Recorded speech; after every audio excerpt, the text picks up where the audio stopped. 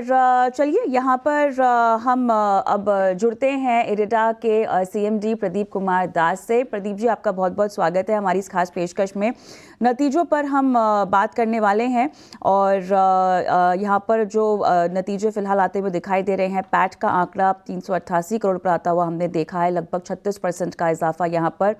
वीपीओपी की बात करें तो यहाँ पे 26% का इजाफा वापस आता हुआ 1363 करोड़ के आसपास का आंकड़ा। जीएनपीए यहाँ पर 2.19%, एनएनपीए हम लगभग 1% के आसपास देख रहे हैं।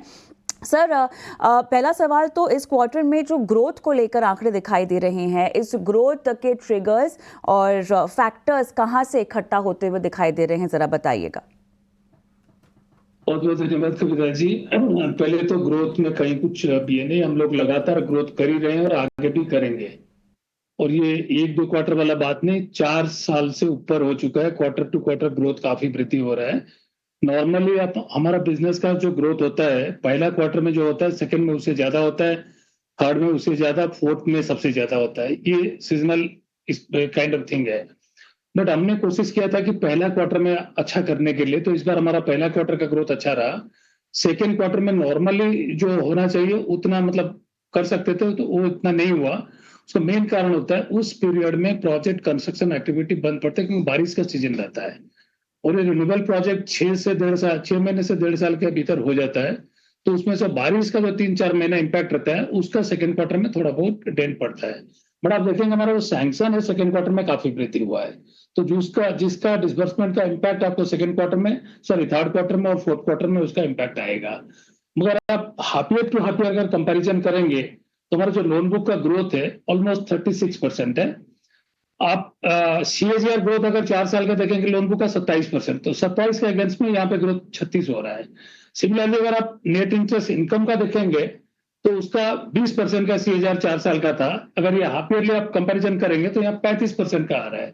तो उससे एक इंडिकेशन आ रहा है कि जो हमारा ग्रोथ का रफ्तार है वो काफी अच्छा है और आगे भी रहेगा ऐसा। जी नहीं, जिस तरह से आपने जिक्र भी किया, जो खास तौर पे फर्स्ट हाफ हम देखें तो लगभग 42% की ग्रोथ रही है। अब बाकी बचे हुए साल में, खासतौर पे FY25 में किस तरह की ग्रोथ का नज़रिया आपका बन रहा है? थोड़ी बहुत जानकारी आपने दी, लेकिन इस ग्रोथ में कौन कौन से की एलिमेंट कंट्रीब्यूट करते नजर आएंगे? हमारा टोटल जो एसेट कंपोजिशन आज का दिन देखेंगे तो उसमें 57% जो ट्रेडिशनल आ रही, जो wind, solar, hydro, solar related या उनसे रिलेटेड जो एक्टिविटीज है। पहले देखते थे तो इमर्जिंग स्पेस में करीब 17-18 था, वो वृद्धि होकर करीब 19 तक पहुंचा है। तो इमर्जिंग स्पेस में धीरे धीरे बढ़ोतरी हो रहा है। तो आगे चल के हमारा ये जो वैनिला आ रही या ट्रेडिशनल आ रही जिसको बोलते हैं हम, विंड, सोलर, हाइड्रो या उनका जो रिलेटेड प्रोजेक्ट्स है, उसमें इसी तरह का ग्रोथ रहेगा। उसमें कॉम्पिटिटिव मार्केट काफी है, बैंक और बाकी लेंडर भी उसमें आ रहे हैं। लेकिन हमारा स्ट्रेंथ क्या है कि हमारा टर्न अराउंड टाइम काफी कम लगता है बाकियों का ये, और प्रोसेस काफी हम सिंप्लीफाई कर चुके हैं। हमारा जो बिजनेस है वो कंप्लीट डिजिटल मोड में हो रहा है, पेपरलेस ऑफिस में बिजनेस हो रहा है। तो ये सब कारण है कि जो हम वहां भी कॉम्पिटेटिव रहेंगे बाकियों से, क्योंकि टर्न अराउंड टाइम अगर कम रहेगा, जो बोरोवर अपना प्रोजेक्ट लगा रहा है, अगर 70-30 इक्विटी है तो 30% इक्विटी लगाने के बाद हमसे 70% लेने आ रहा है।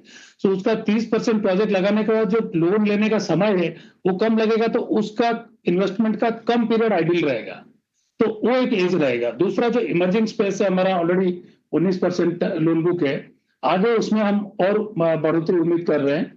अभी कल हमें उसका भी रिटेल सब्सिडियरी खोलने के लिए अनुमति मिला है भारत सरकार से, तो हम अभी उस पर भी काम करेंगे। तो हम उम्मीद करेंगे कुछ पोर्टफोलियो उस स्पेस पे भी इस साल बने। रिटेल से आपका जब मैं बात कर रहा हूँ, पूरा देश में हमारा जो रफ एस्टिमेट है नेक्स्ट 6 साल में करीब 8 लाख करोड़ का लगभग बिजनेस अपॉर्चुनिटी अवेलेबल है। तो उसमें आज अगर टोटल रिन्यूएबल स्पेस में हमारा 11-12% कॉन्ट्रीब्यूशन है, तो हम उम्मीद अगर उसी गणित को आगे कायम रखेंगे तो वही हो जाएगा, करीब 80,000 से 1 लाख करोड़ का बिजनेस है तो नेक्स्ट 4-5 साल में।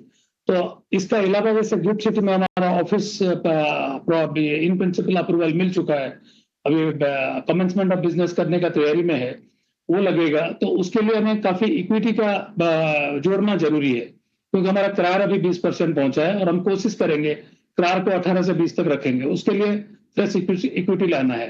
तो भारत सरकार से निवेदन जो किए थे उसका अप टू 7% नेचुरल डाइल्यूशन जो होगा उसका अनुमति मिल चुका है। उसका मतलब ये है भारत सरकार अपना शेयर नहीं बेचेंगे, हम फ्रेश इक्विटी लाएंगे जिससे भारत सरकार का जो परसेंटेज है वो घट जाएगा। आज 75% है, अगर हम पूरा 7% लेते हैं तो 68 तक आ सकता है। अब हम एक रफ एस्टिमेट किए थे 4,500 करोड़ का, तब हमारा रिटेल वाला जुड़ा नहीं था क्योंकि उनको आया नहीं था और गिफ्ट सिटी का भी प्रोग्रेस उतना नहीं हुआ था। अभी हम उसको फर्दर रिव्यू कर रहे हैं, हो सकता है हमें और ज्यादा अमाउंट जरूरत पड़ेगा, लेकिन हम कोशिश करेंगे कि इसी 7% में जो मैक्सिमम मार्केट से ले सकते हैं, क्योंकि QIP मोड है, सेबी का मैथमेटिक्स डिफाइंड है कि एवरेज आपका जो लास्ट 2 वीक्स का ट्रेडिंग है उसमें मैक्सिमम 5% डिस्काउंट दे सकते हैं। तो इसके लिए मार्केट में लास्ट 1 साल से हमारा शेयर को लेके काफी इन्वेस्टर का उत्साह रहा है, तो हम आगे कोशिश करेंगे वो भी कायम रहे। कोशिश हमारा यही रहेगा कि परफॉर्मेंस अच्छे दें, क्वालिटेटिव एसेट मेंटेन करें, क्वालिटेटिव कॉर्पोरेट गवर्नेंस दें। आप देखेंगे जो हमारा रिजल्ट हम पब्लिश करते हैं आज देश में बैंकिंग नॉन बैंकिंग स्पेस में सबसे पहले हम पब्लिश करते हैं। लास्ट जून में भी यही किया था, सितंबर में का भी यही हुआ है। आज हमें पता चला कि शायद इन्फोसिस का TCS का भी शायद कल रिजल्ट आया हुआ है, तो हमारे लगभग उसी टाइम में। हमारा ऐसा कोई दूसरा संस्था का साथ हम बराबर नहीं कर रहे हैं, हम कोशिश करते हैं कि जो बेंचमार्क हम बनाए हैं उसमें फर्दर वृद्धि कैसे और आगे कर सकते हैं। एसेट क्वालिटी मेंटेन करना, डिसिप्लिन मेंटेन करना और स्पीड में अप्रेजल को बढ़ाना और 300 गीगावाट जो एडिशन करना है कंट्री में, उसमें सबसे बड़ा योगदान किस तरह हम दे सकते हैं उसमें हम काम करेंगे। बिल्कुल प्रदीप जी, और अभी आपने मेंशन किया था इक्विटी और फंड्स के बारे में, तो इस पर हम जानना चाहेंगे कि हम देख रहे हैं कि कंपनी को 4,500 करोड़ फंड रेज करने का अप्रूवल मिल चुका है QIB के जरिए। तो क्या आप इसके कुछ टाइमलाइन बता सकते हैं? साथ ही साथ इस फंड को कहाँ और कैसे यूज किया जाएगा? 4,500 ही हमारा रफ एस्टिमेट था 1-1.5 महीना पहले की। अभी हमने सरकार को निवेदन किया था 5 से 10% तक का हमें अप टू 10% डाइल्यूट करने के लिए। सरकार ने अप टू 7% अनुमति दी है। तो जैसे हमारा जो भी मार्केट प्राइस प्रिवेल करता होगा अलग का टाइम में, हम कोशिश कर रहे हैं कि जनवरी या फरवरी तक, दिसंबर रिजल्ट देने के बाद जनवरी फरवरी एंड तक हम QIP का माध्यम से फंड रेज करेंगे। तो सर्टेनली ये 4,500 नहीं रहेगा, क्योंकि हमारा फंड रिक्वायरमेंट और बढ़ जाएगा because of this retail business का जो हमें अपॉर्चुनिटी मिल रहा है। तो वो एग्जैक्ट फिगर जो होगा हो सकता है 5,000 6,000 जो भी होगा वो हम देखेंगे। 7% का भीतर जितना कर सकते हैं उसको करेंगे और मार्केट से डिराइव होगा। ये QIP है तो मार्केट लिंक प्राइसिंग होगा। ये पैसा जो आएगा हमारा, जैसे आज का पोर्टफोलियो 57% वैनिला आ रही है, 19% इमर्जिंग आ रही है और 24% सरकारी क्षेत्र में स्टेट यूटिलिटीज एंड अदर्स इसके लिए है। लोन कंपोजिशन लगभग वही रहेगा, उससे थोड़ा इमर्जिंग में वृद्धि होगा क्योंकि इमर्जिंग रिस्की स्पेस है, उसमें बाकी लेंडर आने के लिए इतना एंथुजियाज्म नहीं होते हैं, क्योंकि हमारा तजुर्बा 37 साल का रहा है कि हम रिस्की सेक्टर में काम करते हुए भी आज हमारा जो नेट NPA है वो 1 का लगभग है। और अब पूरा शुरू से अभी तक अगर हम देखें, हमारा जो सैंक्शन और फाइनेंसिंग हुआ है, सैंक्शन 2,08,000 करोड़ हो चुका है, फाइनेंसिंग 1,35,000 करोड़ हो चुका है, क्यूमुलेटिव राइट ऑफ सिर्फ 114 करोड़ है। तो ये एक इंडिकेशन है कि हम न्यू एंड इमर्जिंग में भी बड़ा डिसिप्लिन तरीके से हम आगे लोन बुक क्वालिटी को मेंटेन करते हैं। तो इसमें इमर्जिंग में थोड़ा जो बढ़ेगा उसमें हमारा इंटरेस्ट मार्जिन थोड़ा बढ़ेगा। तो आगे चल के हम एसेट बुक कंपोजिशन ऐसे ही रखेंगे। जहां तक बोरोइंग का सवाल है, अगर हम इक्विटी जो अप टू 7% डाइल्यूशन के नेचुरल डाइल्यूशन से जितना होगा मैक्सिमाइज करेंगे, करने के बाद ऑलरेडी हमने 24,500 करोड़ का बताया था इंडिकेशन डेट मार्केट का, 9,500 करोड़ ऑलरेडी उठा चुके हैं लगभग, और 15,000 करोड़ का हमारा स्पेस है। जरूरत पड़ने पे वो सीलिंग को भी हम बोर्ड के पास जाकर फर्दर अप्रूवल लेंगे। देखिए इस सेक्टर में हम सबसे ज्यादा तजुर्बेदार हैं और हमारा जो काम करने का तरीका कंप्लीटली डिफरेंट है। पेपरलेस ऑफिस में हम काम कर रहे हैं, शायद एक ही संस्था है जो इस स्पेस में NBFC में तो पूरा 0 पेपर मोड में ऑफिस में काम कर रहे हैं। तो ये सब हमारा स्ट्रेंथ है, आगे चल के हम इसको कायम रखेंगे। हमें बिजनेस लेने के लिए कोई बहुत मुश्किल करना नहीं पड़ रहा है।